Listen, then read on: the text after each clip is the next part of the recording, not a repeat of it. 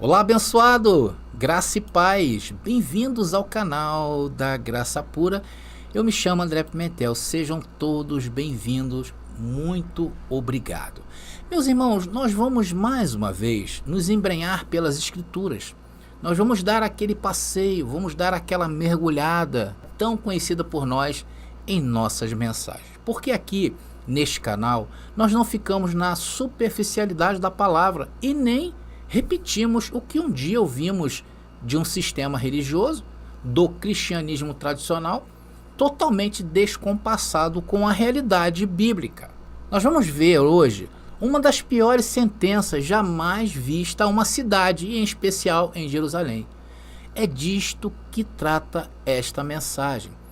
O contexto da parousia de Cristo, ou como dizem popularmente, e não tem na Bíblia isso, tá, abençoados? A segunda vinda de Jesus. Desfazendo-se do que está atrapalhando a muitos filhos de Deus a viverem a liberdade gloriosa dos filhos de Deus. Mas antes disso, eu gostaria de pedir a todos vocês que ainda não se inscreveram em nosso canal, meu irmão, não faça isso. Se inscreva no nosso canal. É grátis, tá? Só você apertar aí embaixo. Se você quiser que o YouTube também te avise aí, só apertar esse sininho, tá? Se está inscrito, está também, vai ser avisado, né? Esse sininho aí que tá aí. Comentem à vontade, já deixa o seu like, tá? E compartilhe nas redes sociais que vocês pertencem, tá bom? Podemos ir agora para a cereja do bolo? Vamos então para a cereja do bolo e preparem-se. Vem para a graça, que eu te explico. Agora é a hora da palavra. Bom, vamos ver aí a terrível profecia contra Jerusalém. Se encontra em Mateus capítulo 23, versículo 37 ao 38, que diz o texto: Jerusalém, Jerusalém, Jesus falando, que matas os profetas e apedrejas os que te são enviados. Eis que a tua casa ficará deserta. Irmãos, estamos diante de uma profecia apocalíptica, no qual é impossível indicar que o local do juízo final fosse outro e a quem seria aplicado. Está claro para vocês? Para mim está claro. Uma passagem, meus irmãos, que usa uma figura de linguagem. A figura usada aí é uma metonímia, tá? É algo que é uma linguagem, figura de linguagem, que consiste em substituir um termo por outro, tá? Os habitantes do que se supõe ser uma cidade santa, porque Jerusalém é conhecida como a cidade santa, né? Então, esses moradores, né, que supõem, né, ser uma cidade santa, estão sendo acusados de perseguir e matar os profetas. Os profetas de quem, André? De Baal? Os profetas de quem, André? Do Egito? Não, os profetas de Deus, de quem eles adoravam. E isso, amados, não era um fato isolado e novo, porque isto foi feito muitas vezes no passado naquela cidade, conforme Jesus denuncia aí nesse mesmo capítulo e agora no verso 30, 23, 30. Vamos ver Jesus denunciando isso aí? Está ali. Dizendo, se tivéssemos vivido nos dias de nossos pais, não teríamos sido cúmplices no sangue dos profetas, mostrando que era um costume matar os profetas da parte de Deus. E eles são profetizados por Jesus, que continuarão a fazer. Ou seja, Jesus, além de trazer uma sentença ali, dizendo que a cidade ficará desolada, eles ainda falam, Jesus ainda fala para eles que eles ainda vão matar muitos profetas na frente. Isso está escrito, né? Claro. Versículo 34 diz: portanto, eis que vos envio profetas, homens sábios e mestres da lei. Vocês crucificarão alguns e açoitarão outros na sinagoga, perseguindo-os de cidade em cidade. E foi isso que aconteceu. O povo, né, os principais de Israel, de Jerusalém, perseguiu o povo, agora mais tarde chamado cristão. Ou seja, uma profecia, né, contra o passado, uma profecia mostrando o presente e uma profecia mostrando o futuro da nação, que era para ser o brilho do mundo naqueles dias. E o Senhor se entristece com o destino que essa cidade teria, que foi a glória da aliança de Moisés. Então essas coisas, abençoados, elas não causavam bem para Deus, porque Deus tomou Israel como se fosse sua esposa. Onde o próprio Deus, por tantas vezes se manifestou, né, tendo sido palco de terríveis pecados essa cidade, vindo para preencher o tempo da paciência de Deus. Ou seja, Deus já tinha nesse ponto aí da linha do tempo esgotado toda a paciência com Israel.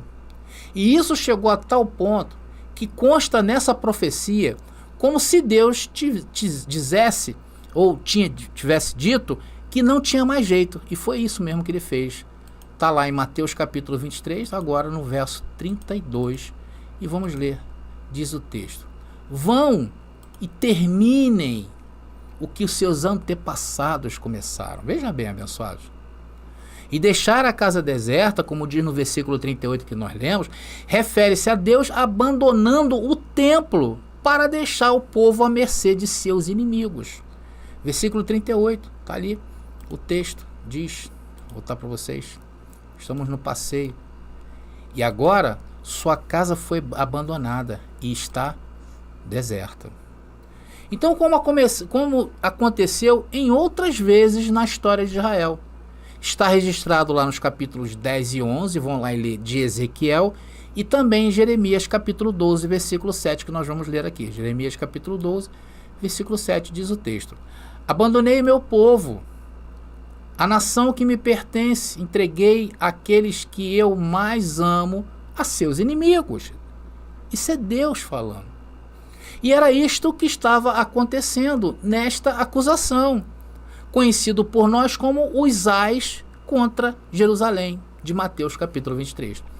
Que é um contexto também de Mateus capítulo 24. Porque não tem como você isolar um tema dentro dos 4 livros que narram a história de Jesus, isolá-lo um tema e trazer para os dias de hoje. Todos esses temas estão o quê? Interligados. Por isso que tirar isto deste contexto é enfeiar as profecias.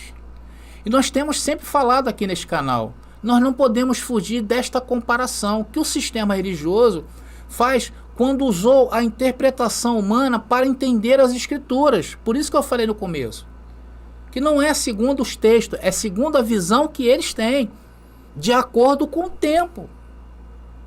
Porque há uma verdade em relação a isso, que o ser humano ele vai mudando. Então a igreja se acha detentora de mudar também os textos bíblicos, o entendimento, a interpretação, para que as pessoas de hoje entendam. Mas as pessoas de hoje não precisam entender a Bíblia descontextualizada. Elas têm que entender a Bíblia dentro do seu papel, dentro da sua história. E ali sim, tirar o suprassumo para se viver hoje. Nós temos feito isso aqui nesse canal. Então as escrituras para os dias de hoje, se tirar isso, simplesmente está descaracterizando ela. Então, queridos, o templo que Jesus não reconhece aqui nessa profecia, não reconhece como o seu ou do Pai. O templo estava sendo abandonado, a cidade estava sendo abandonada. E sim como algo que os judeus realizam um ritual sem sentido. Isso se cumpre aonde? Naquela geração. No meio de quê? Do cerco romano a Jerusalém. E aconteceu em um evento sobrenatural que várias testemunhas oculares documentaram naquela época. Vamos ver, abençoado, uma dessas citações. Foi Caio Cornélio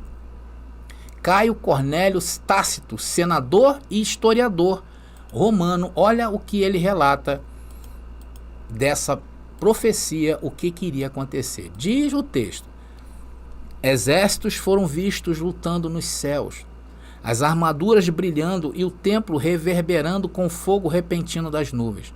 Tendo aberto de repente as portas do templo, uma voz sobre-humana foi ouvida, gritando que os deuses estavam saindo, seguida pelo barulho produzido por aqueles que estavam saindo. Então, queridos, Tácito simplesmente descreve as coisas que viu durante a guerra, que Jesus falou que Jerusalém ficaria desolada.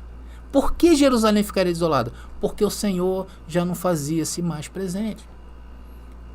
Por outro lado, nós temos outro historiador aqui, Joséfo, que descreve esses eventos que são consistentes com o relato de Tácito, mas como um judeu, porque o Tácito era um romano, então ele não tinha muito o significado espiritual disto, mas Joséfo, por outro lado, sendo judeu, entendia.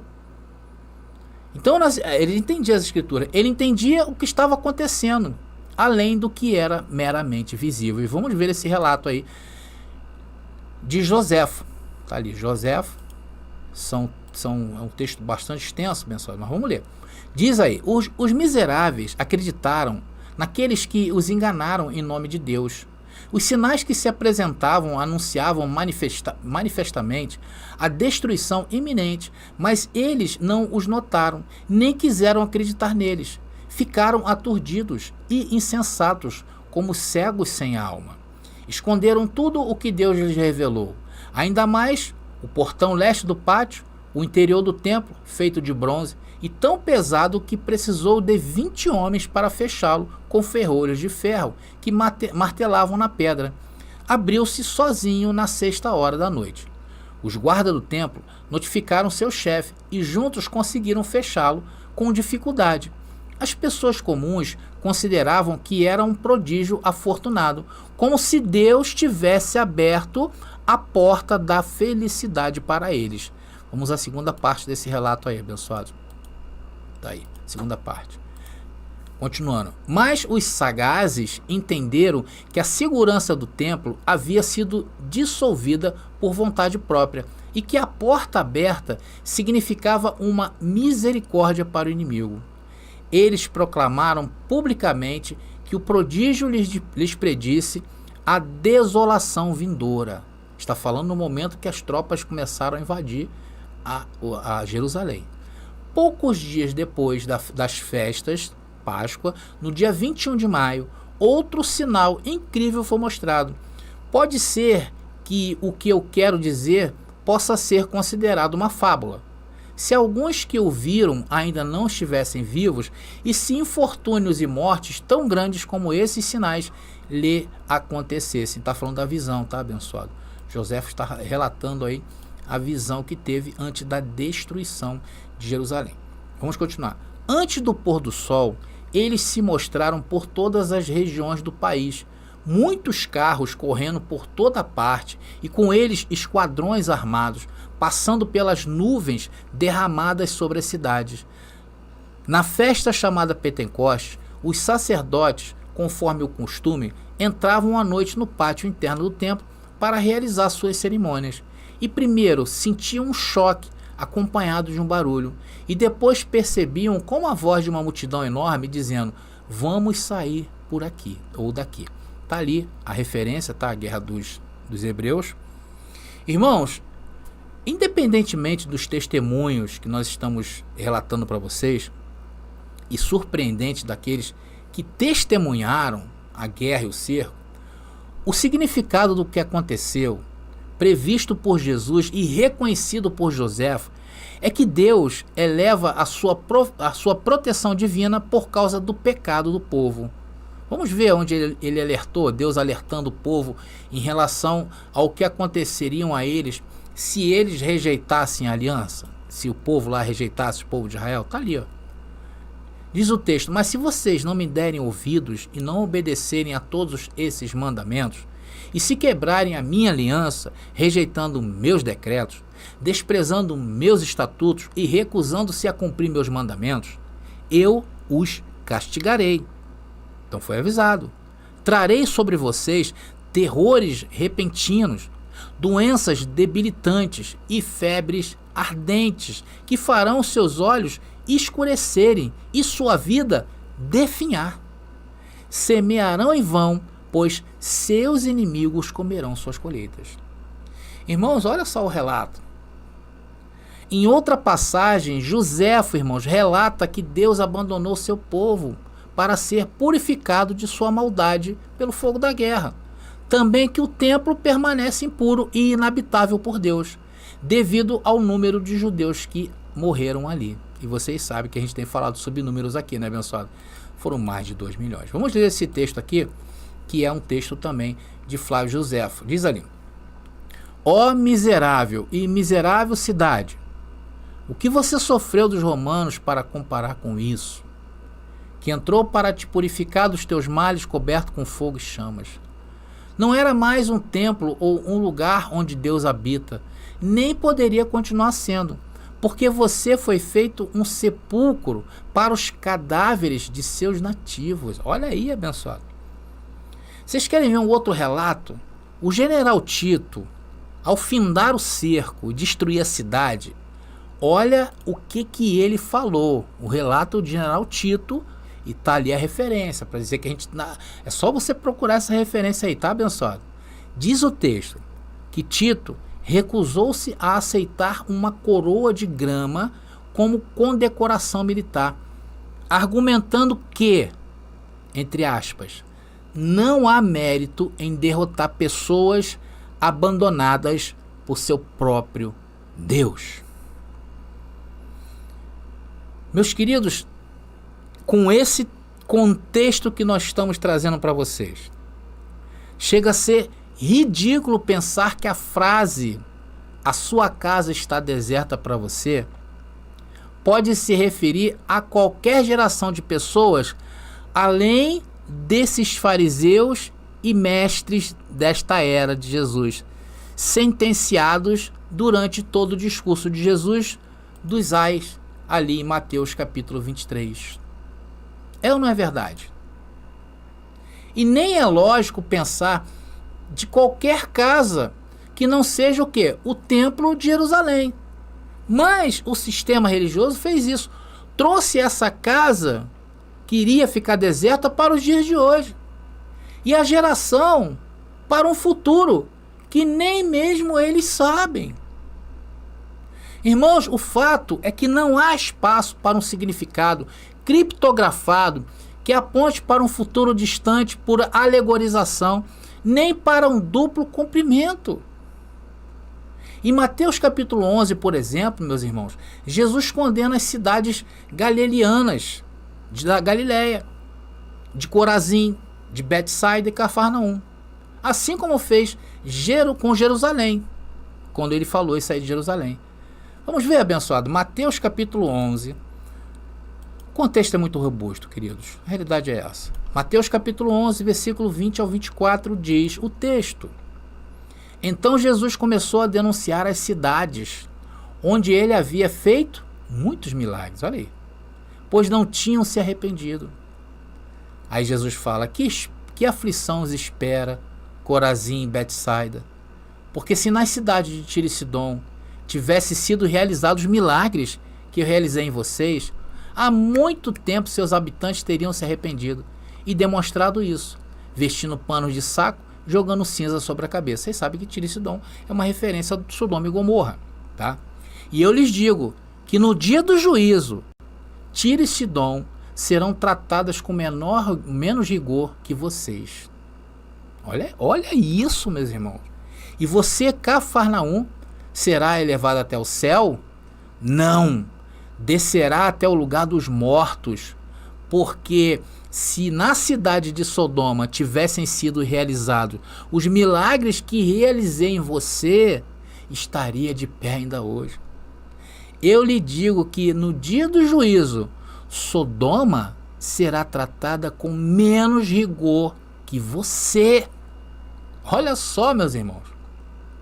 Irmãos, estas maldições são maiores do que as do provérbio da cidade de Sodoma, Tiro e Sidom. E essa condenação, irmão, veio do fruto da incredulidade de seus habitantes naquele tempo, diante da mensagem do reino de Deus, que foi entregue pelo próprio Jesus. E detalhe, acompanhada de milagres, meus irmãos. Por isso que Jesus faz essa referência a milagre, né? Se eu tivesse feito tanto milagre lá em Sodoma, com certeza eles teriam se convertido. Qualquer cidade, menos a cidade do Pai. Irmãos, por isso que eu sempre falo, tá? Quero abrir uma nota aqui nessa mensagem. O milagre é bom. O milagre é excelente. Claro, todos querem milagre, tá? Quem não quer milagre hoje? Só que tem esse lado. O milagre não converte nada a nada. Por que, abençoado, o milagre não converte? porque existe a morte, que ninguém escapa. Se hoje você escapou, como dizem, né, de um laço de morte, amanhã tu não escaparás. Então isso não converte. Cria um exército de dependentes de milagres e fracos espirituais. Está aí o sistema religioso. Fecha aspas e voltemos à mensagem. Irmãos, esses milagres estão registrados em Mateus capítulo 4, versículo 23, Marcos capítulo 2, versículo 1 ao 12, Lucas capítulo 4, versículos 16 a 37, João capítulo 4, 23 e 24 e do versículo 46 ao versículo 54. Agora, Jesus em Lucas capítulo 10, versículo 15, que vamos ler, figurativamente diz que Cafarnaum seria afundada no Hades, sendo este termo semelhante à Geena, mas com uma conotação mais associada à morte do que ao fogo. Vamos ver essa declaração de Jesus sobre a cidade? Está aí, Lucas capítulo 10, versículo 15. Diz o texto: E você, Cafarnaum, será elevado até o céu? Não, descerá até o inferno. Olha aí, meu irmão. Aí no caso, o lugar dos mortos. Essas cidades são finalmente destruídas à medida que os romanos avançam do norte. Antes de chegarem a Jerusalém para o seu cerco em 70 d.C., cumprindo a profecia de Cristo. Joséfo disse isso sobre essas cidades que estavam sendo destruídas antes da grande cidade. Diz: toda a Galiléia estava cheia de fogo e sangue, sem um lugar que não sofresse misérias e calamidades. Irmãos, até hoje existem apenas ruínas desses lugares, sítios arqueológicos desabitados. Você vai à cidade, essas cidades aí, não tem nada. Agora, irmãos, esperar algum cumprimento pendente ou futuro do dia do julgamento para um futuro não faria sentido, meus irmãos, pois são cidades que foram destruídas, que sofreram o castigo de Deus no devido tempo. E detalhe, de acordo com a forma como o julgamento foi dado no Antigo Testamento sobre os incrédulos daquela geração, não deixando nenhuma cidade ou habitantes que possam eventualmente ser julgados no futuro. Nenhum descendente abençoado. Meus queridos, você entende? Hello? Tem gente aí ainda? Estão aí ainda, abençoados? Não tem nenhum descendente dessa cidade para ser julgado. Vocês estão notando que quanto mais nós vamos nos aprofundando nas Escrituras, mais nós mergulhamos nos escritos, mais ela nos envolve naqueles dias que é impossível que isso ocorra nos dias de hoje. Vocês estão sentindo, abençoado, como isso vai dando base, como isso vai dando solidez para nós? Irmãos, o fato está justamente na incredulidade do cristianismo tradicional, que não aceita os escritos puros e simples como são, entendendo eles no enredo bíblico e não nos enredos de hoje para o futuro. Não há conexão desse passado com o futuro, meus irmãos. Não existe essa ponte. Nós estamos mostrando os textos bíblicos. Agora, irmãos, para encerrar, em Mateus capítulo 10, versículo 5 ao 15, como em Jerusalém, Corazim, Betsaida e Cafarnaum, Jesus condena toda a cidade de Israel que não recebe a mensagem do reino de Deus a sofrer o mesmo destino no dia da morte por sua incredulidade. O que, André? Vamos ver onde está escrito isso? Acompanhe comigo aí que eu fiz aqui um compêndio para a gente entender os versículos, tá aí? Os versículos estão aqui embaixo, vamos ler. Diz o texto: Jesus enviou esses 12 e os instruiu, dizendo: não vá pelo caminho dos gentios e não entre na cidade dos samaritanos, mas vá antes às ovelhas perdidas da casa de Israel. Enquanto você for, pregue, dizendo: o reino dos céus está próximo. Cure os enfermos, purifique os leprosos, ressuscite os mortos, expulse os demônios. De graça recebestes, de graça dai. Mas em qualquer cidade ou vila em que entrardes, procurai quem é digno nela, e ficai ali até sairdes. E se alguém não vos receber, nem ouvir vossas palavras, saia dessa casa ou cidade e sacudir o pó dos pés para um testemunho contra eles. Isso aí era um hábito, né? Em verdade vos digo que no dia do juízo, o castigo para a terra de Sodoma e Gomorra será mais tolerável do que para aquela cidade que eles forem visitar. Vocês estão entendendo, abençoado? E o que nós estamos vendo nessa mensagem até agora? É que todo Israel é um potencial receptor desse julgamento, se rejeitasse a mensagem dos enviados de Jesus sobre a chegada do novo reino estabelecido por Deus. Apesar, meus irmãos, de todos os sinais que os apóstolos fizeram, e foram muitos, né? A maioria daquela geração, a verdade é essa, uma geração má e adúltera, rejeitaram a mensagem do novo reino. E essa rejeição dos enviados de Jesus a Israel seria um sinal para os próprios judeus, um testemunho contra eles de julgamento. Mateus 10:40, abençoados. É o último versículo dessa mensagem. Diz o texto: para quem vos recebe apóstolos, recebe a mim, Jesus. E quem me recebe, recebe aquele que me enviou. Se eles não recebem ou ouvem os apóstolos, eles também estão rejeitando Cristo e o Pai, caindo em quê? Condenação. E isto aconteceu naqueles dias, onde estava o quê? Sendo substituída a aliança, que não deu certo, por causa do quê? Do homem, em volta de uma carne totalmente destrutiva, como diz Gálatas capítulo 5, né? Ou Gálatas capítulo 4, desculpa. Abençoados, no tempo certo, Deus se encarna em Jesus e vem apregoar essa mudança, que aqueles que se arrependessem seriam salvos do dia da ira do Senhor contra Jerusalém.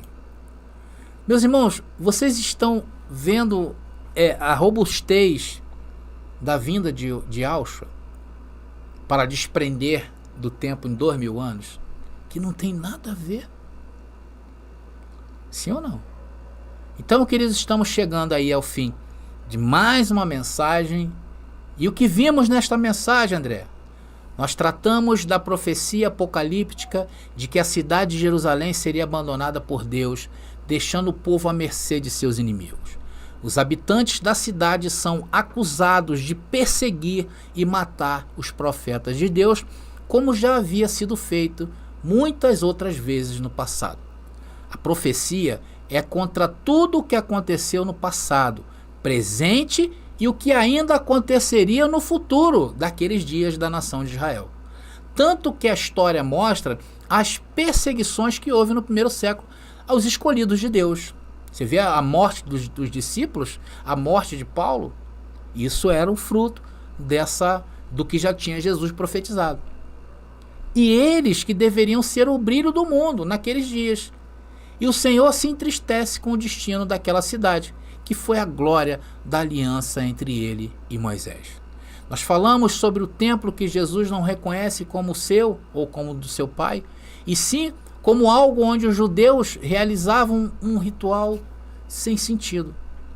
A profecia se cumpre naquela geração, no meio do cerco romano de Jerusalém, em um evento que teve seu desfecho tanto visível, com o templo abaixo, com outros fenômenos sobrenaturais, que várias pessoas testemunharam aquilo ali, vários historiadores. E se estas coisas não provam a vinda de Yahushua, a sua parousia, eu não sei mais o que prova. Então, meus irmãos, essa é a interpretação das Escrituras sobre o aspecto textual, respeitando aspectos históricos e culturais, sem levar em conta a interpretação, a lente tradicional que usa para discernir e interpretar estes mesmos textos bíblicos, que infelizmente vê a segunda vinda de Cristo como algo para hoje, de hoje para um futuro, fazendo com que as pessoas não trabalhem com afinco por causa dessa visão apocalíptica sobre um possível fim do mundo, atrapalhando essas pessoas diretamente em trabalharem para um futuro de paz no mundo. Porque elas pensando assim, elas estão se autodestruindo psicologicamente. Irmãos, e mais uma vez, lembrando a vocês que essa mensagem rica em detalhes faz parte das nossas apostilas. Adquira hoje mesmo e se aculture e saiba preparar um futuro melhor para seus filhos e seus netos e dentro da sua comunidade. Seja a diferença, tá bom? Bom, queridos, eu vou ficando por aqui. Mais uma vez, obrigado a todos vocês. Lembrando mais uma vez que amanhã, dia 4 de março, às 20 horas, vou estar lá no canal do abençoado Elson de Jesus, que eu quero mandar um abraço especial para ele. Tá bom, meus irmãos? Vou ficando por aqui. Agora sim, graça e paz e até a nossa próxima mensagem. Já está disponível o livro As Doutrinas do Inferno e Suas Manipulações Dentro das Igrejas. Adquira hoje mesmo. Você pediu nossos estudos em apostilas? Já chegaram e estão disponíveis. Elas estão divididas em 10 temas com referências, esboços e comentários. Ideal para quem quer ensinar em família, em reuniões ou mesmo para quem deseja abrir um canal no YouTube. Faça contato agora mesmo pelo nosso WhatsApp 21 979 87 46 68 21 979 87 46 68. Nossas apostilas foram feitas para você ensinar com qualidade e harmonia com a palavra.